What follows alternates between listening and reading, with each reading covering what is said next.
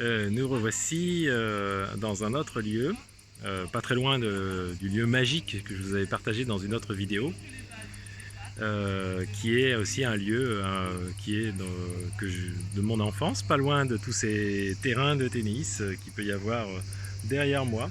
Il y a beaucoup de terrains de tennis et au loin, dans l'autre sens, après un pont, il y a la mer.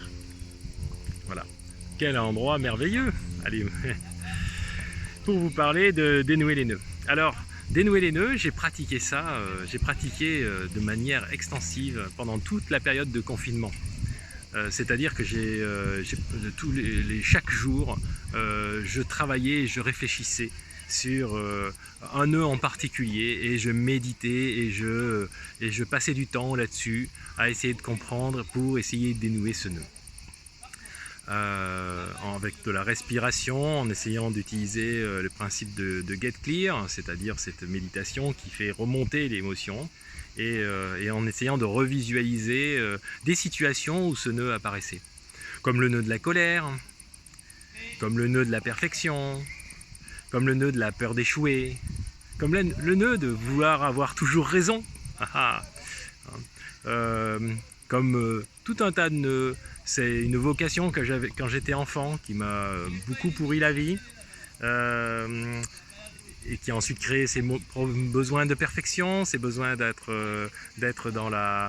et d'avoir toujours raison, de ne pas avoir peur, d'avoir peur d'échouer parce que justement on ne veut pas montrer qu'on n'a pas raison.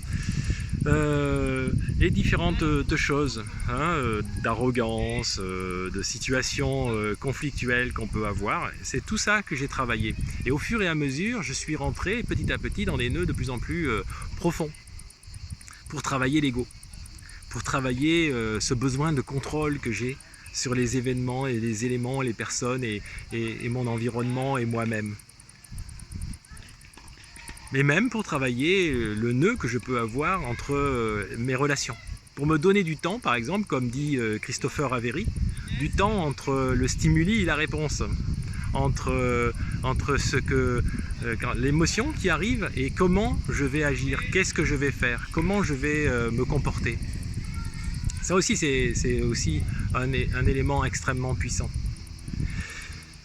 Donc voilà, c'est ça, j'y ai passé beaucoup de temps et j'ai dénoué plein de choses. Et comme je vous disais dans la vidéo sur les nœuds, je suis allé de plus en plus profondément pour essayer de comprendre quelle était la cause. Qu'est-ce qui fait que la cause, chercher la cause de ce qui est fait que j'ai ces différents nœuds, ces différents problèmes. Sachant que dénouer les nœuds ne veut pas dire se débarrasser du problème. C'est juste déjà en prendre conscience, accepter, avancer avec, libérer. La perfection, c'est bien aussi. Il ne s'agit pas de s'en débarrasser, il s'agit de mieux la gérer.